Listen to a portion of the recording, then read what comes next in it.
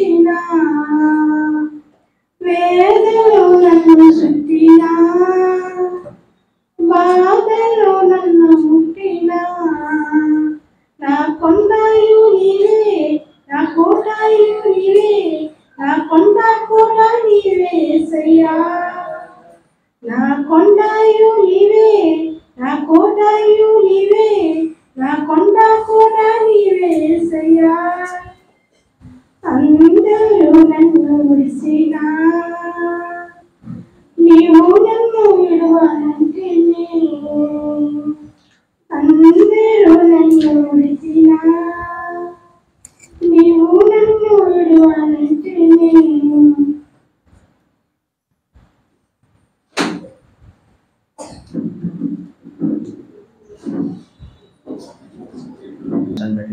తండ్రైనా ఇదిగోని గ్రంథంలో నుంచి కొన్ని మాటలు వివరించుండగా నాకు సహాయం చేయండి. నిల్చున్న పిల్లలకు కూడా పరిశుద్ధాత్మ కాపుదల మా అందరి మీద ఉంచండి. మా జీవితాలకు అవసరమైన మాటలు నింపజేస్తారని కోరుకుంటూ ఈ చిన్న ప్రార్థన చేసినామంటున్నా పలకమున కాదండి. ఆమె వచ్చిన మీ అందరూ కూడా రోడపేట క్రీస్తు సంఘం తరపున వందాలండి. ఓకే అండి. మరి ఎవరన్నా వస్తే కొంచెం ఎదర రమ్మనండి. మీరు ఎదర మాత్రం రావట్లేదు. ప్రతి చర్చిలో అయితే ఎదర పిలుపు అయిపోద్ది, వెనకాల గాలి అయిపోద్ది. మన దగ్గర రివర్స్లో ఉంటుంది. ఓకే, మా దగ్గర బెరాకకి వెళ్ళినప్పుడు కాబట్టి ఉంటుంది లక్ష్మి గారండి. ఫస్ట్ కంటే ఆవిడ ఇన్ని సంవత్సరాలు ఎప్పుడైనా ఆవిడే ఉంటుంది కూర్చున్నా. ఇంకా ఆవిడ రెండో ఆవిడ కూర్చొని అవుతుంది. అయినా అలాగ వస్తుంది ఆవిడ. అలాగే మనం కూడా పెద్దగా రావడానికి 8:10 వచ్చాం, 8:10 వచ్చాం, 8:15 మళ్ళీ టైం పడి 8:20. ఓకే, మారదాం. 2025లోనే మారదామంటే ఇంకా వెనక్కి వెళ్ళిపోతాం. ఓకే అండి. ఓకే, ఆదికాండము 16వ అధ్యాయము 13వ వచనం. ఆదికాండము 16వ అధ్యాయము 13వ వచనం. చూచుచున్న మన దేవుడు. ఈరోజు పాఠం పేరు ఏంటంటే చూచుచున్న దేవుడు. ఏంటమ్మా దేవుడు? మన పాఠం పేరు చూచుచున్న దేవుడు. ఇక్కడ రాసి పెట్టి ఉంటుంది. అది తీయమ్మా, చదువు. ఆదికాండము 16వ అధ్యాయము 13వ వచనం. అది చూచుచున్న దేవుడు నీవే అని పేరు తనతో మాట్లాడిన యెహోవాకు పేరు పెట్టెను. ఎలా అనగా నన్ను చూచినవని నేను ఇక్కడ చూచితిని కదా అని అనుకున్నాను. ఒక్కసారి మళ్ళీ ఒకసారి చదువుతాను చూడమ్మా. అది చూచుచున్న దేవుడు నీవే అను పేరు తనతో మాట్లాడిన యెహోవాకు పేరు పెట్టెను. ఏ పేరు పెట్టింది ఆవిడ? ఎవరి సందర్భం ఏంటంటే హాగరు, శారా. వీరిద్దరూ శారా దగ్గర నుంచి పారిపోతున్న సమయంలో దేవుడని యెహోవా దూతను పంపించి ఈ మాట్లాడుతున్నమాట. అప్పుడు ఒక మాట పలుకుతుంది ఆవిడ. ఏంటి మన దేవుడి పేరు ఏంటంటే ఆ పేరు ఏం పేరు పెట్టింది? చూచుచున్న. మన దేవుడు చూసేవాడా కదా? ఏమై చూస్తాడు చెప్పండి? స్త్రీలు ఏమై చూస్తారు? ఏదైనా చూస్తారు కదా. భూమి మీద ఉన్నావు కానీ, సముద్రంలో ఉన్నావు కానీ, ఆకాశం అందే కానీ, కింద భూమి అందు, కింద నేల అందు కానీ ఏమున్నా సరే సమస్తము కూడా చూస్తుంది. ఓకే, మనిషి మధ్యకాలంలో కెమెరా కనిపెట్టాడు. అది ఎంతవరకు చూడగలుగుతుంది? మన సహోదరుడు కిషోర్ తమ్ముడు మన ముప్పాడులో సిసి ఫుటేజ్ పుట్టించాడు. వచ్చేవారికి ఎలా వెళ్తున్నారు, వచ్చేవారు ఏం చేస్తారు అన్నది కనిపెట్టడానికి ఆడియో రికార్డింగ్ కూడా ఉంది దానికి. ఎవరు వచ్చి ఏం మాట్లాడుతున్నది కూడా ఈ మధ్యకాలంలో మళ్ళీ అప్డేట్ అయ్యారు. ఒకప్పుడు బొమ్మ మాత్రమే తెలిసేది, రికార్డింగ్ కూడా వచ్చేసింది. లోపల కూర్చుని ఏం మాట్లాడుకుంటున్నారు అన్నది కూడా అక్కడ జరుగుతున్నదన్నీ కూడా ఇక్కడి నుంచి కిషోర్ తమ్ముడు చూడగలుగుతున్నాడు. మనిషి అంత టెక్నాలజీకి వచ్చాడు. మరి దేవుడు ఇప్పుడంటే వెళ్ళొచ్చారు, కానీ ఎప్పుడో ఉన్నాడు ఆయన. పరలోకంలో ల్యాప్టాప్ వేసుకొని చక్క చైర్లో కూర్చుని అనుకోండి కొంచెంసేపు ఎవరెవరు ఏం చేస్తున్నారు అన్నది. చిన్న చీమ, పొట్టలో చీమ కానించి, పొట్టలో పాము కానించి, సౌదిలో చిన్న పెద్ద వరకు నుంచి తిమ్మింగుల వరకు కూడా, ఆకాశం వేరికి చిన్న పిచ్చుకు నుంచి పెద్ద రామొద్దు వరకు కూడా, భూమి మీద ఈ పెద్ద జంతువులన్నీ కూడా, అడవిలో ఉన్న జంతువులు కూడా అన్నీ, ప్రతి దానికి ఏమేమి కావాలి, ఏమి చేస్తున్నాయి, ఏంటి అవసరం అనేది కూడా ఆయన దగ్గర సీసీ ఫుటేజ్ ఉంది. ఎందుకంటే మనిషి తయారు చేసుకున్న వస్తువు మీద నిఘా పెట్టాడు. ఇది నా వస్తువు ఎవరో కూడా ఎత్తిపోకుండా ఉండడం కోసం దొంగతనం జరగదు. సిసిపూడి ఎందుకు పెడతారంటే ఎవరు వస్తున్నారు, ఏ వస్తువుని దొంగిలిస్తున్నారు అన్నది. కానీ బట్టల కొట్లోకి వెళ్ళింది చూడండి, 4 లేయర్లు ఉంటుంది. సిఎంఆర్ షాపింగ్ మాల్ అయినా ఎక్కడికైనా 4 లేయర్లో కూడా సీసీ కెమెరాలు ఫుటేజ్ ఉన్నాయని చెప్తారు. ఎందుకని ఆడవాళ్ళు ఏం చేస్తారంటే చీరలు దొంగతనం చేస్తారు. బంగారు కొట్లోకి వెళ్తే ఏం చేస్తారు, బంగారు దొంగతనం చేస్తారు. చేతి ఓటం ఎక్కువ. అందుకే వాళ్ళు సీసీ పర్యవేక్షణలో ఉన్న జాగ్రత్త అని రాస్తాడు మాటలు. ఎందుకని దొరికిపోతారు, మీరు దొంగతనం చేయకండి అని. ఇది తెలియక చాలా మంది ఏం చేస్తారంటే పొట్టలో తోసుకోవటం, బ్యాగులు పెట్టేసుకోవడం అన్నీ అక్కడి నుంచి పైనుంచి వాడు మొత్తం కెమెరాలు అన్నీ కూడా చూసి వెంటనే పడేసుకుంటున్నారు. మనిషికే ఇంత టెక్నాలజీ ఉన్నప్పుడు దేవుడికి లేదంటే దేవుడికి ఇంకా టెక్నాలజీ ఉంది. మనిషి నుంచి వచ్చిన దేవుడి నుంచి వచ్చిన మనిషికి ఎంత టెక్నాలజీ ఉంటే దేవుడికి ఎంత టెక్నాలజీ ఉండాలి. దేవుడు కూడా సమస్తం కూడా ఆయన చేసుకున్న వస్తువులు. ఎవడు పాడు చేస్తున్నాడు, ఎవడు బాగుపడుతున్నాడు. ఆయన పుట్టించిన పిల్లలు మనందరం కూడా ఆయన మేపు గొర్రెలు. మన గొర్రెలు ఏ తప్పిపోతున్నాయి, ఎలా ఉన్నాయి, సరిగ్గా మేతున్నాయా, సరిగ్గా వాక్యం వింటున్నాయా, సరిగ్గా సంఘానికి వస్తున్నాయా, సరిగ్గా రావట్లేదా, ఇవన్నీ కూడా ఇలా జస్టిఫైడ్ చేయకండి. ఇలా చూడండి. ఇంకా ఇక్కడ కూర్చున్నప్పుడు కూడా చూస్తుంటాడు. మీరు ఏదనుకుంటున్నారు, మనసుడు శాంసంగ్ గారు సర్పంలా తిట్టాడు, ఎవరో బండి వేసుకుని వెళ్ళిపోతాను అందరూ అట్టే తిరిగిపోయారు. చెడామేడ తిట్టాడు ఆయన. ఎందుకంటే ఎవరైనా మనిషి వచ్చారనుకోండి, కొత్త మాకు వచ్చినట్ట ఎందుకు చూస్తారు, ఎందుకు నేను అదే అడుగుతున్నాను. దేవుని దగ్గర వాక్యం దగ్గరికి వచ్చినప్పుడు మన దేవుడు ఉన్నాడని భయపడుతూ మన సెల్ ఫోన్లు కానీ మన ప్రవర్తన మార్చుకోవాలి. భయభక్తులతో ఏం చెప్తారని వినాలి. నేను ఎన్నోసార్లు చెప్తున్నాను, అదే అంటున్నాను. నా బాధ ఆయన పంచుకున్నాడు. ఎవరన్నా వచ్చారనుకోండి వెంటనే అదే తిరిగిపోతారు. ఎందుకు అలా ఉండకూడదు, స్ట్రైట్గా ఉండాలి కరెక్ట్గా. అప్పుడు నిన్ను చూస్తుంటాడు దేవుడా, నా కుమార్తె చాలా బాగా వింటున్నాడు వాక్యం. ఇది మీకు తెలియట్లేదా? చూస్తారు కదా, మరి చూసినప్పుడు ఎందుకు భయపడరు? సమయానికి కూడా తెలిసేది ఒక్క సహోదరుడు, కొత్త సహోదరుడు. ఆ సహోదరుడు ఒకడు వచ్చాడు పాపం. అతను తర్వాత మాకలా అయిపోతాడేమో, నాకది భయం వేస్తుంది. మనకలా అయిపోతుంది తమ్ముడు అనిపోతుంది నాకు. ఎందుకంటే కొత్తలో అలాగే వస్తున్నారు అందరూ కూడా. తర్వాత మమ్మల్ని చూసి మారక బాబు నువ్వు, ఎందుకంటే నువ్వు కరెక్ట్గా వచ్చావు, రైట్ హ్యాండ్కి రమ్మంటే రైట్ హ్యాండ్కి వచ్చావు. మాకులాగా నువ్వు కొన్ని ఉద్యోగరీత్యా అయితే తప్పలేదు, కొన్ని సమయాలు పర్లేదు, ఓకేనా? ఇలాంటి పరిస్థితుల్లో మనం ఉన్నామండి. సీసీ ఫుటేజ్లో ఉన్నాం మనం. నేనేం పెట్టలేదు, కానీ దేవుని నిఘా వ్యవస్థ ఇక్కడ పనిచేస్తుంది. దేవుని నిఘా వ్యవస్థ ఇక్కడ పనిచేస్తుంది. దయచేసి అర్థం చేసుకోండి. ఏమో చూస్తాడు, ఎంతవరకు వెళ్తాడు అంటే చూద్దాం. ఇబ్రీ పత్రిక 4వ అధ్యాయం 13వ వచనం. ఇబ్రీ పత్రిక 4వ అధ్యాయం 13వ వచనం. మరియు ఆయన అమ్మ ఇబ్రీ పత్రిక 4వ అధ్యాయం 13వ వచనం చక్కగా ఉండదు చూడండి. తీయండి, అందరూ తీయండి. ఎందుకంటే ఇవాళ కంగారే ఉంది.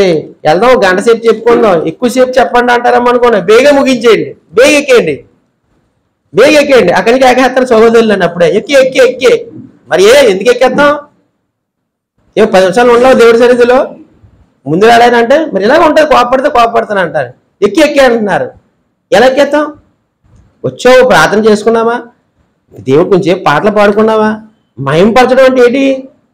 పాటలతో మయంపరచాలి, ప్రార్థనతో మయంపరచాలి, వాక్యంతో మయంపరచాలి, స్తుతించాలి, కొనియాడాలండి. నీ స్థితికోతని చెప్పుకోవాలి. దేవుడి దగ్గరికి వచ్చి సన్నిధానంలోకి వచ్చి మోకరించి ప్రార్థన చేయాలి.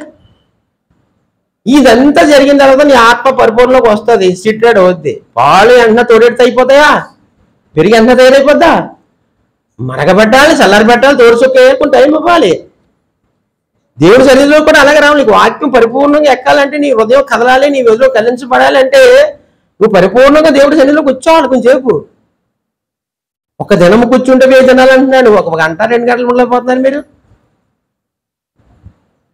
ఇది చూసుకోండి. నేను చెప్పిన ఎప్పుడు మీకు ఎక్కువ భయం అని చెప్తాను. ఎక్కువ భక్తి కన్నా భయం అని చెప్తున్నాను. ఎందుకంటే భయంతో కూడిన భక్తి ఉండాలి. భక్తి ఉంటే సరిపోదు, భయంతో కూడిన భక్తి ఉండాలి. ఆయన ఏం చెప్తా చూడండి.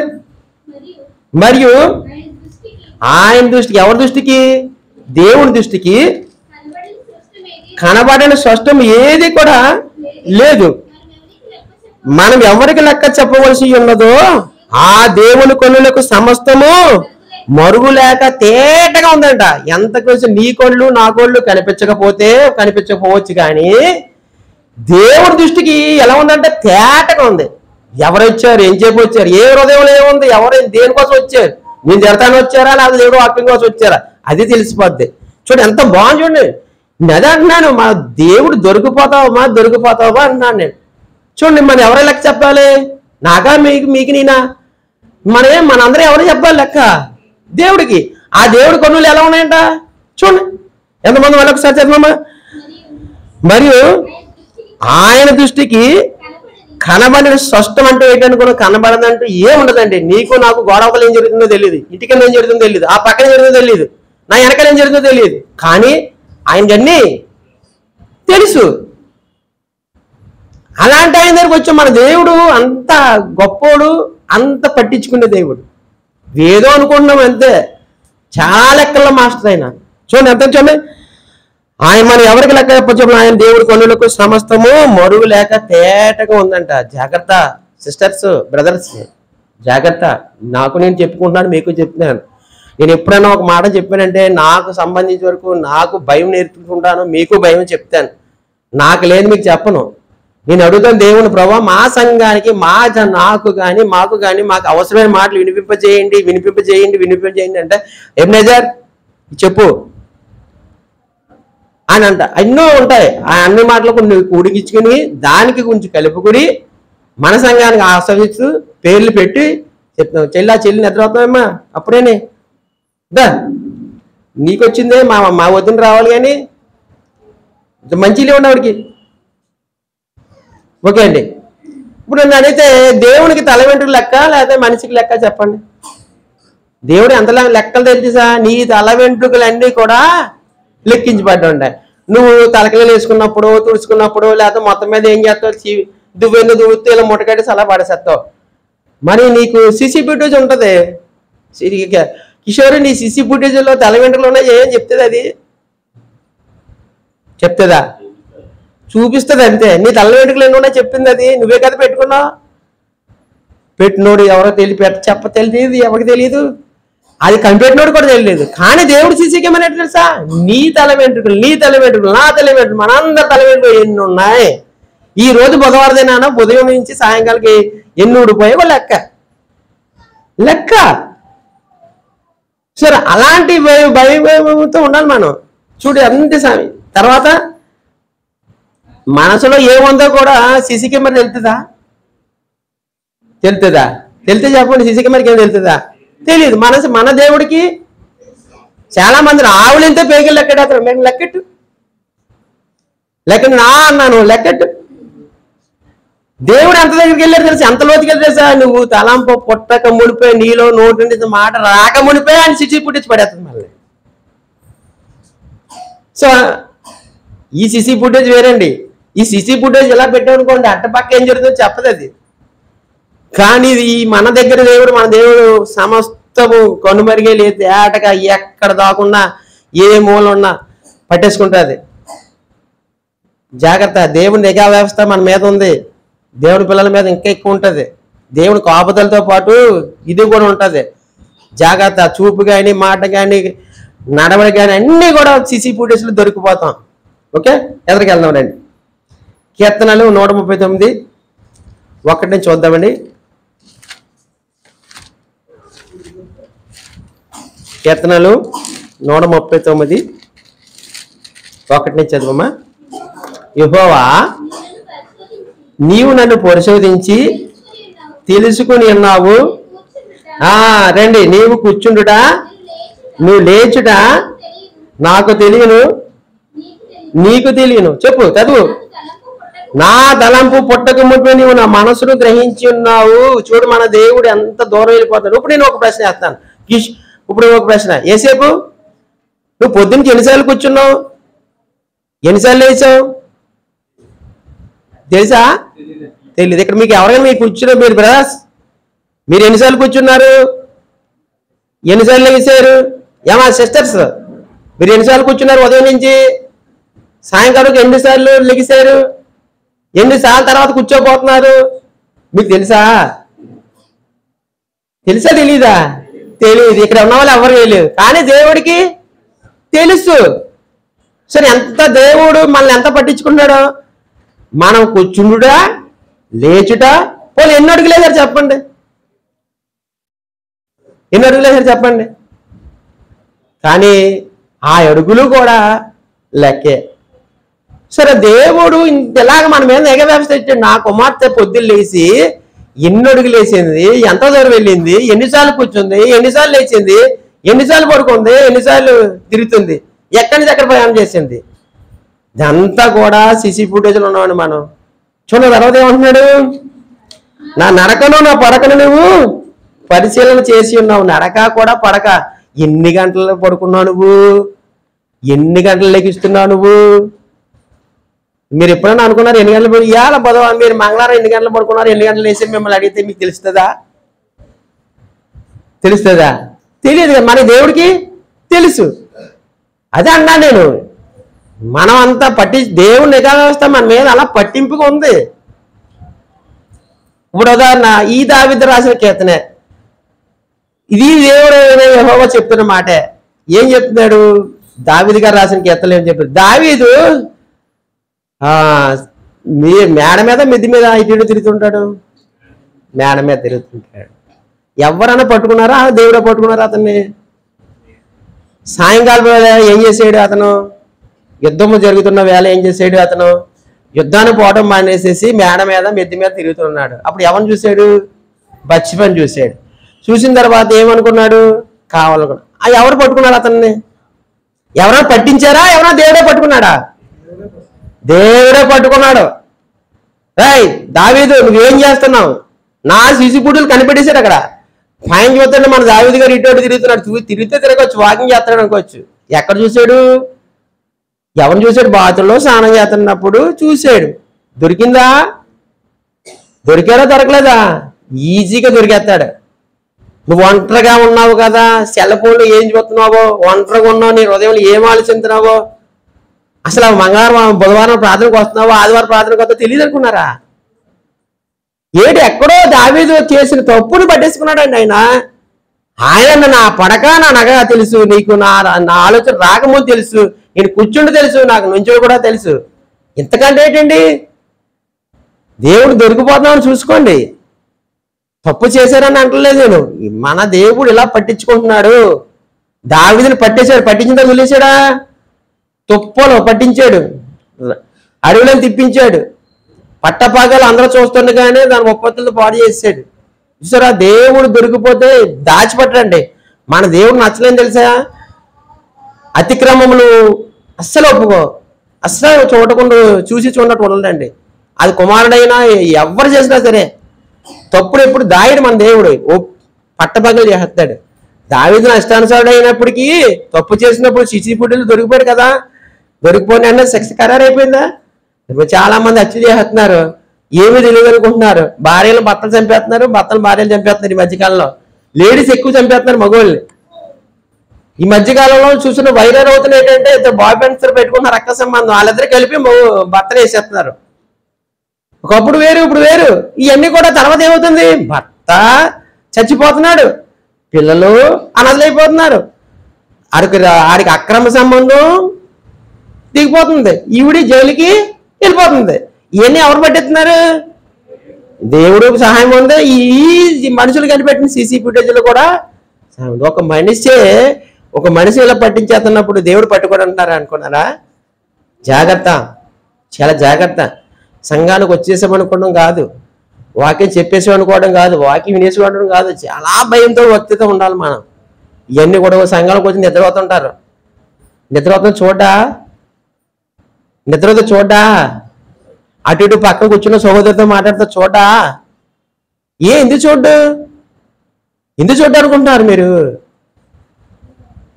రొట్టె దాస్తాను జరుగుతుంటది, మాట్లాడుతుంటారు పక్కన. చూడ్డా, లేటుకి వస్తే చూడ్డా.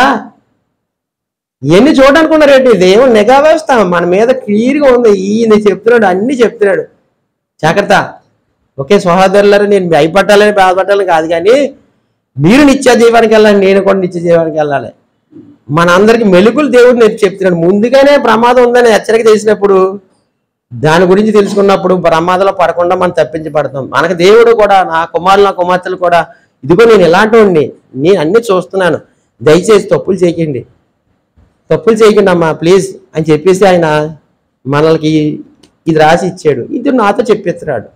ఓకే, ఎదరికెళ్దాం. మలకి గ్రంథము 3:16.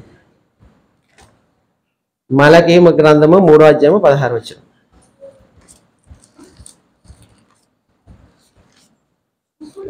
అప్పుడు యెహోవాయందు భయభక్తులు గలవారు ఒకరితో ఒకరు మాట్లాడుచుండగా యెహోవా చెవియొగ్గి ఆలకించెను. ఏమండి, ఇందాకమ్మో చూస్తున్న దేవుడు నడకను పడకను పెట్టాడు, ఇప్పుడు ఈ ఏకంగా వింటున్నాడు.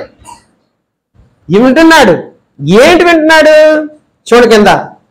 మరి యెహోవాయందు భయభక్తులు కలిగి ఆయన నామమును స్మరించి ఉండు వారికి జ్ఞాపకార్థంగా ఒక గ్రంథము ఆయన సొక్కమందు రాయబడెను. ఏకంగా వెళ్ళిన తర్వాత ఆయన ఏం మాట్లాడావు నువ్వు?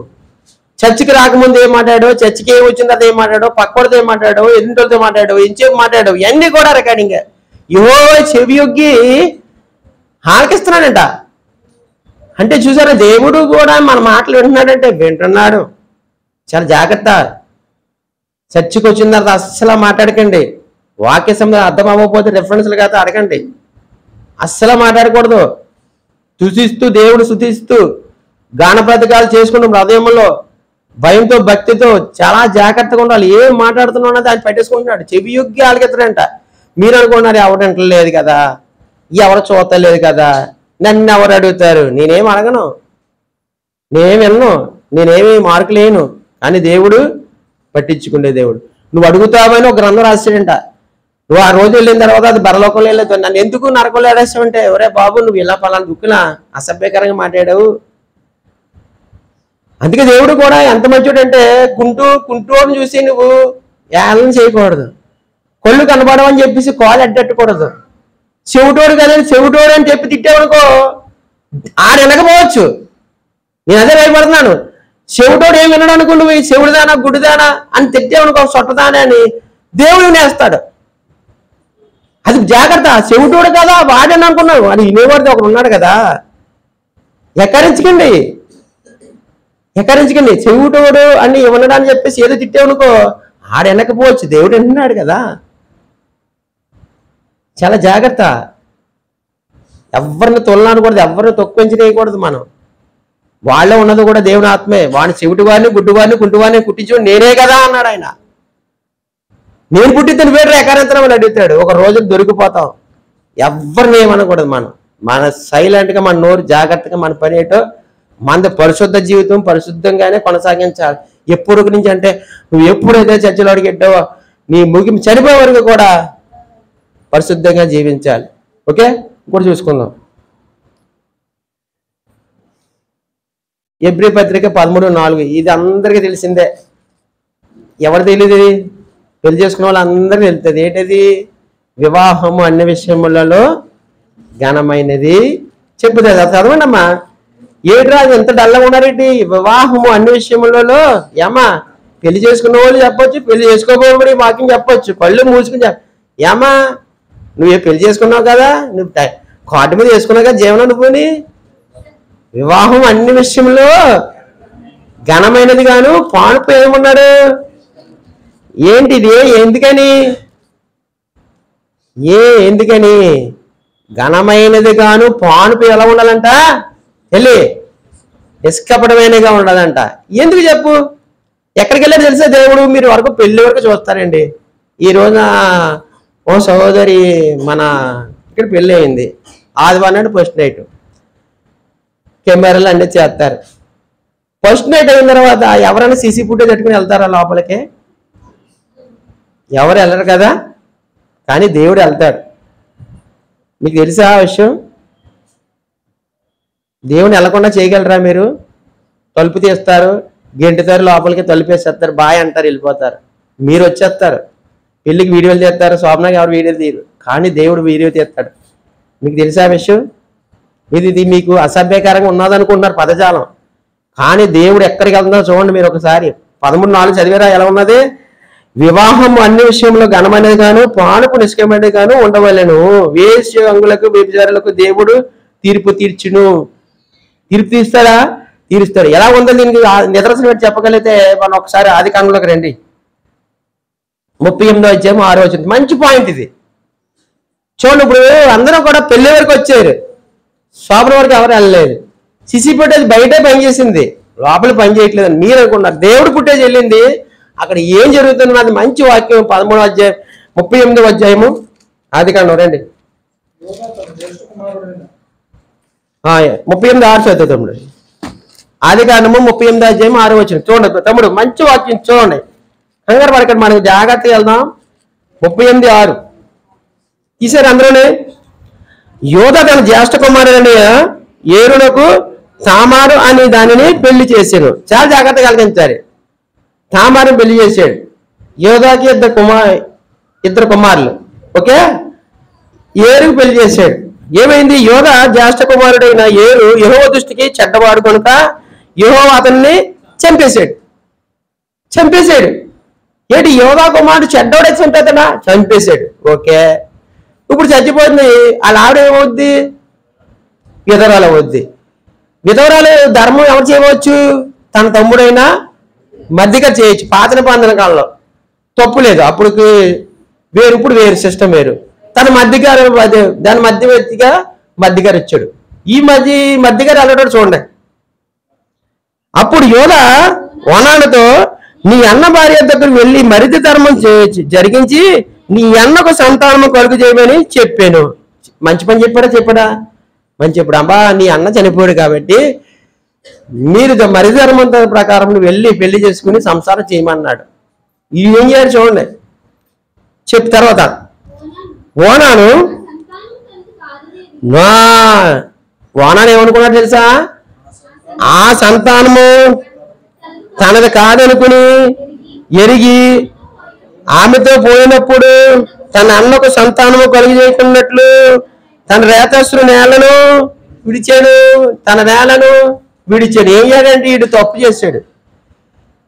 మధ్యధర్మం చేయించవలసిందని చెప్పేసేసి మధ్యధర్మం చేయించకుండా తన పిల్లలు పట్టకుండా ఏం చేయాలంటే లేతస్సుని నేల మీద విడిచాడు.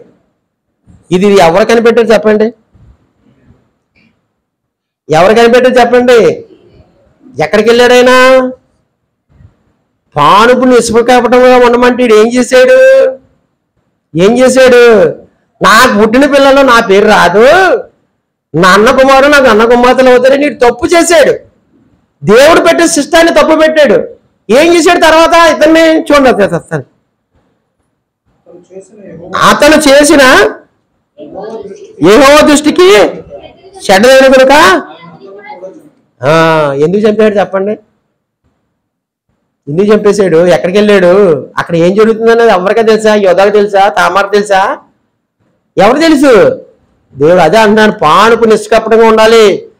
ఒక పెళ్ళైన జంట ఎలా ఉండాలి తెలుసా? పవిత్రంగా ఘనమైనది. కానీ పెళ్లి చేసుకున్నప్పుడు వాళ్ళిద్దరి కలయిక ద్వారా దేవుడు పిల్లలు కావాలని దేవుడి సంకల్పం, అనాథ సంకల్పం. అనేక మంది పిల్లలు కావాలని దేవుడు కోరుకుంటే వీడు నేలను విడిచిపెట్టేశాడు. దేవుడికి నచ్చలేదు, చంపేశాడు. వాళ్ళ అన్నం చంపేశాడు, ఈయన చంపేశాడు. ఎందుకు చంపేశాడంటే వాడు చెడ్డడుగా చంపాడు, ఈయన నేలను విడిచేటప్పుడు చంపాడు. ఇప్పుడు అడుగుతున్నాం మిమ్మల్ని, మన ప్రశ్న వేద్దాం. ఎక్కడికి వెళ్తుంది? సిసి ఫుటేజ్ అయింది పానుపులోకి వెళ్తుంది. ఎందుకంటే పానుపు నిష్కట్టుగా ఉండాలి. భార్య భర్తలు కూడా అక్రమ సంబంధాలు పెట్టుకోకూడదు. దేవుడికి అస్సలు నచ్చదు. నీకు ఒక సొంత భార్యని సొంత భర్తలు ఇచ్చాడు కాబట్టి వాళ్ళు కాదనక వేరే ఆలోచన కూడా నీలో నాలో ఉండకూడదు. నీకు కలిగిన భార్యతోనే అది గుడ్డిదా, చొట్టదా, నల్లదా, పొట్టిదా, ఎర్రదా నేను చూడకో.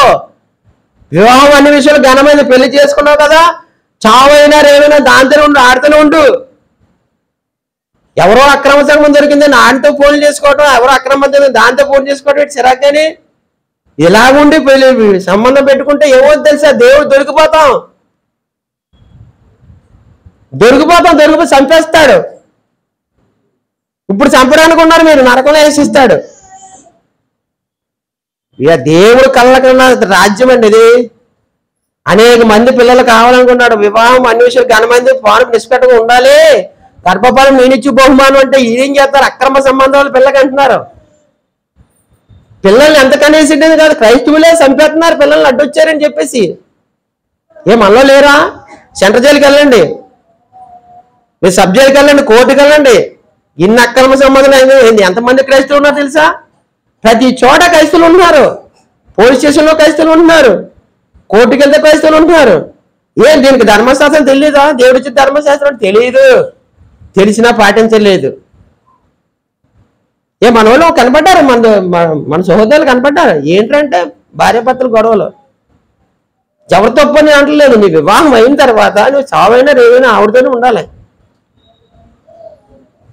చచ్చిపోయిన తర్వాత వేరే దాంతో వెళ్ళు, చచ్చిపోయిన తర్వాత వేరే వాడితో వెళ్ళు, చేసుకోమని చెప్పింది. అంతేకి బతికుండగా మాత్రం ఎట్టి పరిస్థితుల్లో కూడా అక్రమ సంబంధం పెట్టుకూడదు, అక్రమంగా వేరే దాంతో కూడా ఉండకూడదు. ఇంత పచ్చిగా దేవుడు పర్టికులర్గా రాయించాడంటే ఎందుకు చంపాడంటే వాళ్ళిద్దరు, నేను ఒకడు చెడ్డాడు, ఒకడు ధర్మం చేయలేదు, ధర్మం పాటించలేదు, నచ్చలేదు, చంపేసాడు. సరే అంత దూరం వెళ్తుందండి, సిసి ఫుటేజ్ అయింది.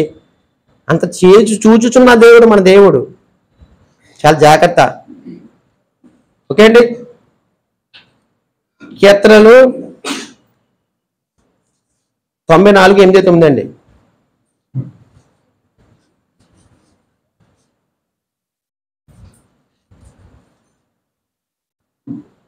తొంభై 9 జనులు ఇక్కడ చూడండి, తీసారా? అందరూ తీసారా? 94 కీర్తన తీయండి, కంగారే ఉంది. 94 కీర్తన తీసారమ్మా? తమ్ముడు తీసారా? ఓకే, 8-9 చదవండి. ఎంత చెబితే చెప్తున్నాడు. జనులు పశువులారా దీన్ని ఆలోచించండి, బుద్ధిహీనులారా మీరెప్పుడు బుద్ధిమంతులు అవుదురు. చెవులు కలుప చేసిన వాడు వినకుండునా, కంటిని నిర్మించిన వాడు కానకుండునా. చూడు ఏమన్నాడు, చూడండి అందంగా ఉండదండి. ఏమన్నాడు దేవుడు? చెవులు నిర్మించిన వాడు వినకుండునా. దేవుడు చెవులు పెట్టాడు, ఆ చెవుల ద్వారా ఏమి వింటున్నారు? వినకుండునా. తర్వాత కళ్ళు, చెవులు కళ్ళు నిర్మాణం అంటున్నాడు దేవుడు. తెలుసా? నీ చెవులు నిర్మాణం అన్న నేనంటలేదు. చూడండి ఎంత బాగుందో. చెవులను కలిగి చేసిన వాడు వినకుండునా, కంటిని నిర్మించిన వాడు కానక. నిర్మాణం అండి, మన దేహంలో ప్రతి అవయవం నిర్మాణం. కళ్ళు నిర్మాణం, చెవులు నిర్మాణం. మీరు ఏదో అనుకుంటున్నారు, ఈ చెవి పైకి మాత్రం డొప్పలా కనబడుతుంది, లోపల ఎంత గొట్టలు ఉంటాయి. పళ్ళు పీకించేసుకున్నారు ఈ మధ్యకాలంలోని, పిప్పులు ఎక్కువైపోయాయి, కొండు చూపు దెబ్బతినేస్తుంది, మెదడు కూడా దెబ్బతినేస్తుంది. ఈ మధ్యలో ఫ్యాషన్ అయిపోయింది, ప్రతి ఒక్కరు పళ్ళు పీకించుకోవడం, పళ్ళు ఎట్టించుకోవడం. ఈ మధ్యకాలంలో అలా చేయడం వల్ల ఒక పన్ను ఊడిపోయిందని పక్క పన్ను పీకించేసుకోవడం వల్ల ఈ నెదరికి సంబంధించిన నరాలు కట్ అయిపోయి చాలా మందికి కండు చూపు పడిపోతుంది. దుమ్మిలిపేటలో సహోదరుడు నాన్న అలాగే పడిపోయాడు. పన్ను పిప్పుని కానీ లాగితే కొండ కింద పడిపోయింది. ఎవరు లేపుతాడు? సహోదరుని అడుగు. నిజంగా మనం చూసావు కదా తమ్ముడు, కింద పడిపోయింది ఒక కన్ను, ఈ రెప్ప పడిపోయింది. నిర్మాణం అండి ఇది. దేవుని అన్నాడు నిర్మాణం. అవయవాలు ఇచ్చిన ఆయన నువ్వు జాగ్రత్తగా వాడుకో. ఎంత బాగా చెప్పాడు తెలుసా? చెవులు ఇచ్చిన వాడు వినకుండునా, కళ్ళు ఇచ్చిన వాడు చూడకుండునా. ఓ మానవులారా, పొగుడితే లేదు, తిడుతున్నాడు. నేను ఇచ్చిన మీరు ఏమన్నారో ఏం చూస్తున్నారో అది తెలియదు అనుకుంటున్నారు ఏంట్రా, నాకు అన్ని తెలిసిరా బాబు అని చెప్తున్నాడు. అర్థం ఒక రకంగా చెప్పాలంటే నేను అన్ని ఇచ్చిన నేనే, నిర్మాణం చేసేది నేనే, అప్పుడు ఇవన్నీ కూడా నేను పట్టించుకుంటున్నాను అన్నాడు. ఎప్పటి నుంచి ప్రభావ పట్టించుకున్నావు అంటే ఏమన్నాడు? దావీదు అన్నాడు, గర్భవాసిగా ఉన్నది మొదలుకొని పిండమునై ఉండగా నీ కన్నులను చూచాయి. సిసి పుట్టేసి ఎప్పుడు చూస్తుంది? మనిషి పుట్టేసి బయటకు వచ్చిందా చూస్తుంది. ఎర్రగొన్నాడా, నల్లగొన్నాడా, మేనమా పోలిక, అమ్మమ్మ పోలిక, నానమ్మ పోలిక అంటే రుద్దుతాడండి. దేవుడు పోలిక అని చెప్పండి ఇక్కడ నిజంగానే. నల్లగా ఉన్నాడండి, ఎర్రగా ఉన్నాడండి, లాడి పోలిక, ఏలు పోలిక అని అనకండి. ఇది దేవుడు పోలిక. ఈ చెవి ఈలుక ఇలా వచ్చింది, ఆ చెవి మేనమామ వచ్చింది అంటారు. ఎందుకంటే తెలుసా? ఇలా డబ్బులు ఉండవు. మేనమా పోలికంటే 10,000 ఎడతాడని, మేనత్త పోలికంటే 10,000 ఎత్తాడని. ఉచిత పోలిక ఎక్కడ వస్తాయండి చిన్నపిల్లలకి? పెద్ద ఎదుగుతాడు, ఎలా మారిపోతాడు, ఏ రూపోతాడు దేవుడు తెలుసు. వీళ్ళు ఏం డబ్బులు లాగాలని నీ పోలికి వచ్చింది, నీ పోలికి వచ్చింది అంటారు. ఈ రుప్పు పోయి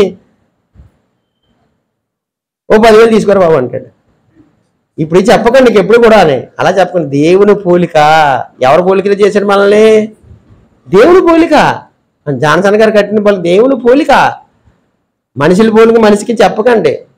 దేవుని పోలిక, దేవుడిచ్చి బహుమానం అని మనం కూడా క్రైస్తవులు కూడా చెప్పాలి. ఈ మధ్యకాలంలో మనం కూడా అలాగే అయిపోయింది. వద్దండి. చెవులు ఇచ్చినోడు వింటాడు, కళ్ళు ఇచ్చినోడు చూస్తాడు. కాబట్టి రెండు కూడా భయభక్తులు కలిగి ముందుకు ఉండాలి. ఓకే అండి. యోహాను 2:24 అండి. చూడండి యేసుప్రభు ఎంత గొప్పవాడు. యోహాను సువార్త 2:24.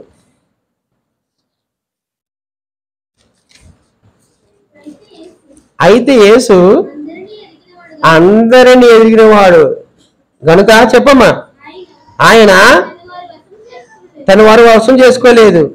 ఆయన మనుషులు అంతరమును ఎదిగినవాడు కనుక ఎవడును మనుషులు కూర్చి ఆయనకు సాక్ష్యం ఇయ్యనక్కర్లేదు. మన ప్రభు ఎంత గొప్పవాడు తెలుసా? మన నమ్మిన ప్రభు ఎంత గొప్పవాడు తెలుసా? అందరి వెలిగిందాడంట. నేను ఏమనుకున్నా మీకు తెలుసా? ఏమా మంగారు నేనేమనుకున్నా మీకు తెలుసు? మీరేమనుకున్నా నాకు తెలుస్తుందా? తెలీదు. నేను ఏ బట్టలు వేసుకున్నాను మీకు తెలుస్తుంది. నేను ఏ రంగు చక్కలు వేసుకున్నా మీకు తెలుస్తుంది. రూపం పై రూపం చూసి చెప్పగలను. కానీ మన ప్రభు ఎలాంటో తెలుసా? అంతరంగం వెలిగిన వాడు. ఆయనకి ఎవరో కూడా సాక్ష్యం చెప్పగలరు. పలానా ఆవిడ ఎలాగండి, పలానా అతను ఎలాంటి అని ఏం చెప్పక్కర్లేదంట. నా తల్లిని చెప్తున్నాడు అన్నమాట ఈ మాట. నువ్వు చెట్టు కింద ఉన్నప్పుడే చూశాను, నువ్వు చాలా గొప్పోడు, నీలో మంచితనం కనబడుతుందని చెప్పినప్పుడు ఈ మాట చెప్తున్నాను అనమాట. మన దేవుడు చాలా గొప్పోడు. ప్లస్ అందులోనూ కూడా పట్టించుకుంటాడు మనల్ని. తెలుసా? అంతరంగంలోనూ కూడా మంచి పరిశుద్ధత కలిగి ఉండాలి. తెలుసా? పడుకునే ముందు కూడా రాత్రులు ఎన్నోసార్లు చెప్పాను, మళ్ళీ చెప్తున్నాను. రాత్రులు పడుకునే ముందు కూడా ప్రార్థన చేసుకొని పరిశుద్ధంగా మంచి ఆలోచనతో పడుకుంటే ఆ దేవుడు ప్రతిరోజు రాత్రి నీ దగ్గరికి వచ్చి దర్శించి నా కుమార్తె నా కుమారుడు ఏం మాట్లాడుకుంటున్నారు, ఏం చేసుకుని దేంతో పడుకున్నాడు, డబ్బుతో పడుకున్నాడా, దేని గురించి ఆలోచిస్తున్నాడని చెప్పేసి రిపోర్ట్ అలాగలా రాసుకుంటూ వెళ్ళిపోతున్నాడు. ప్రతి హృదయాల్లో పొద్దున్న చూస్తే ఏమనుకోవాలి, పొద్దున్న చూస్తే పిల్ల బీజులు కట్టాలి, బడికి వెళ్ళాలి, అది చేయాలి, ఇదే అనుకుంటున్నారు. కానీ పొద్దున్న లేసి ఆ ఊరికి వెళ్ళి వెళ్తాం, ఈ కెరికి వెళ్ళి సువార్త చెప్దాం, ఆడికి ఫోన్లో మాట్లాడదాం, ఇది చెప్పండి ఏమనుకోవటం లేదు. అదే చెవికి ఆలకెత్తనంటే ఎవరో కూడా సరిగ్గా మాట్లాడుకోవట్లేదు దేవుడి గురించి. ఫోన్ వేసుకుంటే సొల్లు వేసుకోవడం ఎక్కువైపోయింది. దేవుడి గురించి మాత్రమే మాట్లాడండి ఫోన్లో. వ్యర్థమైన మాటలు మాట్లాడకండి, దొరికిపోతాం. ఆడే కదా, ఈయనే కదా, ఆవిడే కదా, నేనే కదా అనుకుంటాం. ఇద్దరి మధ్యన ఎవరిదైతే సిగ్నల్ ఎవరిదే? ఈ సిగ్నల్ టవర్కి వెళ్ళి టవర్ నుంచి వస్తుందంటే ఆ టవర్ ఎవరిదే? దేవుడిదే కదా. నువ్వు ఎవరు తెలియదు అనుకున్నావా? ఎయిర్టెల్ ఏం పట్టుకోలేదు అనుకోకు, దేవుడు పట్టేసుకుంటాడు. జియోడు ఏం పట్టుకోవాలనుకో, జియోడు పట్టుకోకపోయాడు, దేవుడు పట్టేసుకుంటాడు. జాగ్రత్త. అంతరంగంలోనూ కూడా పరిశుద్ధత కోరుకునే మన దేవుడు. చాలా జాగ్రత్త సుమి. ఓకే అండి. లాస్ట్ చిన్న మాటలు ముగించుకుందాం. ప్రార్థన చేసిన 6వ అధ్యాయం మత్తయి సువార్త 6వ వచనం తీయండి.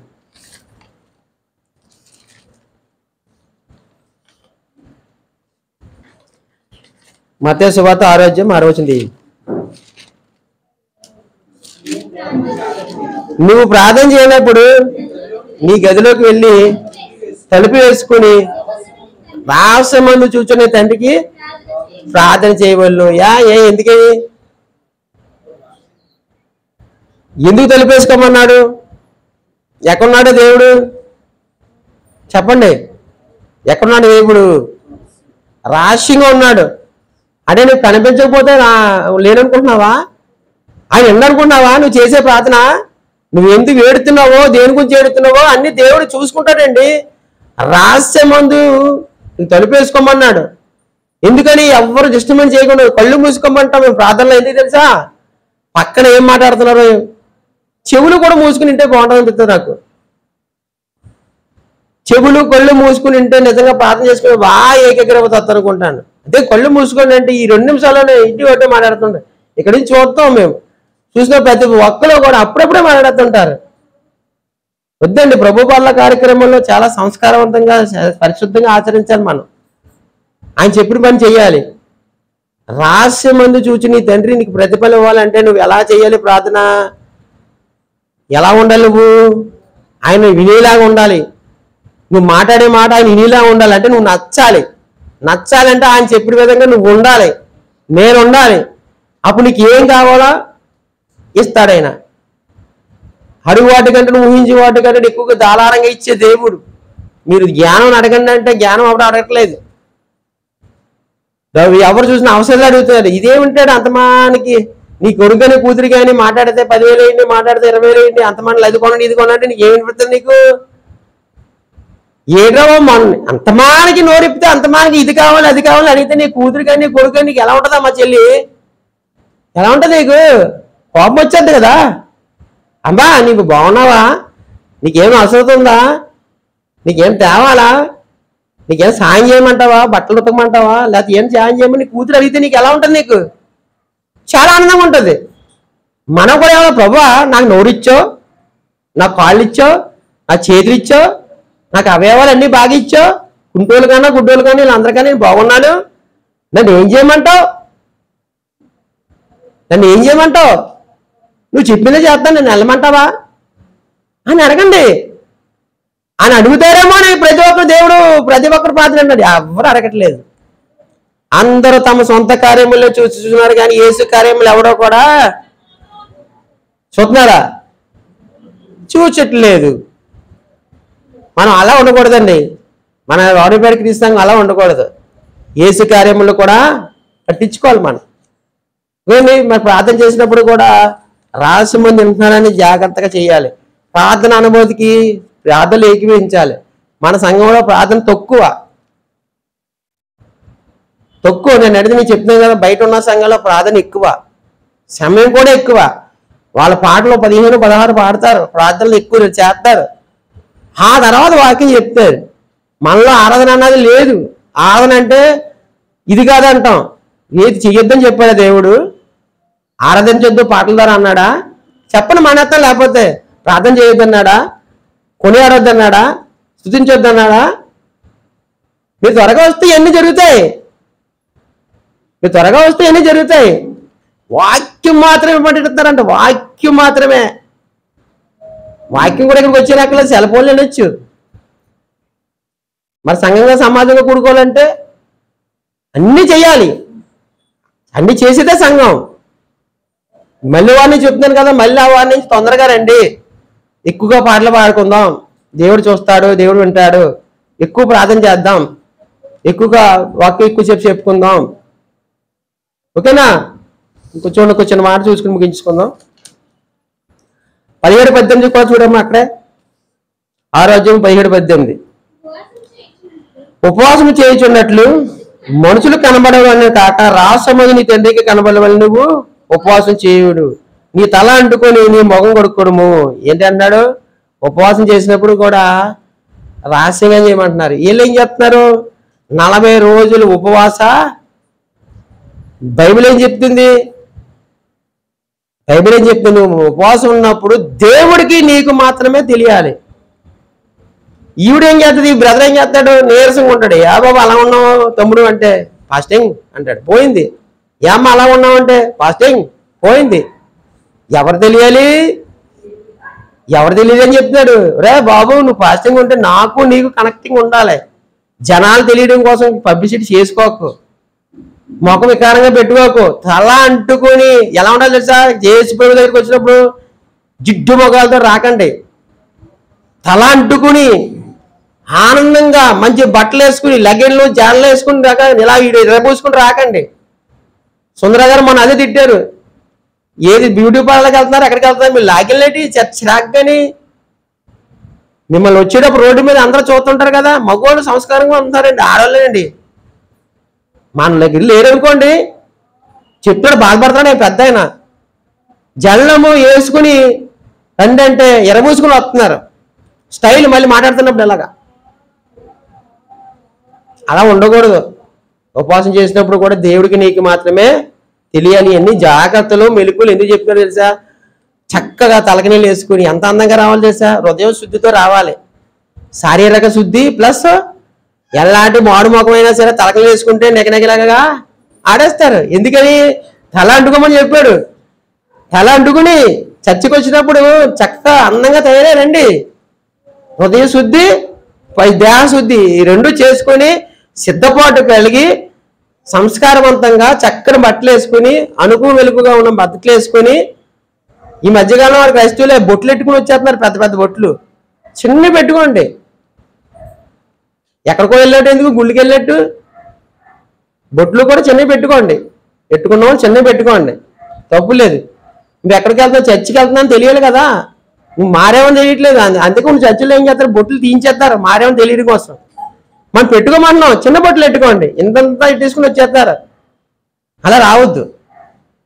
నేను నా సహోదరుగా నేను బైబిల్ చెప్పట్లేదు కానీ నేను చెప్తున్నాను, మనం వచ్చేటప్పుడు వాళ్ళు వెళ్ళేటప్పుడు మనం చూసి చాలా మంది నేర్చుకోవాలి. మంచి సారీ కట్టుకోండి, మంచి డ్రెస్ చేసుకోండి, తల అంటుకోండి, పరిశుద్ధంగా రండి, పరిశుద్ధంగా ఆచరించండి, ప్రభువుని ఆరాధించండి, పరిశుద్ధంగా తిరిగి ప్రయాణంతో ఒట్టు కొండతో రావాలి, నిండు కొండతో వాక్యం అనే హృదయంలో వేసుకుని మొయ్యలేని అంత ఆనందంగా నాకు ఏదో ₹1,00,00,000 దొరికిందన్న సంతోషంతో పోవాలి. మీరు వచ్చేటప్పుడు రూపాయలు ఏనో రావాలి, వెళ్ళేటప్పుడు ₹1,00,00,000 పట్టుకుని ఎలా దొరికితే పట్టుకుని అలా పోవాలి. ఇసురోమని వచ్చేసి ఇసురోమని పోతుంటే చెప్పి ఎలా కొత్తది. మళ్ళీ వారి నుంచి ఆదివారం నుంచి అలా చేయకండి, ఇంకా ఇసురోమని రాకండి, ఇసురోమని వెళ్ళకండి. చక్కగా తయారయ్యి చక్కగా రండి. ఓకే అండి, మరి ఇన్ని మాటలు మరి చదివాము, విన్నాము. మన దేవుడు చూచుచున్న దేవుడు, జాగ్రత్త. ఏం చూస్తాడంటే అన్నీ చూస్తాడు. నీ నడక, నీ పడక, నీ ప్రవర్తన, నీ ఆలోచన, నీ చూపు అన్ని ఇచ్చినాడు ఆయనే. కాబట్టి ప్రతి దాన్ని కూడా మనం లెక్క చెప్పాలి.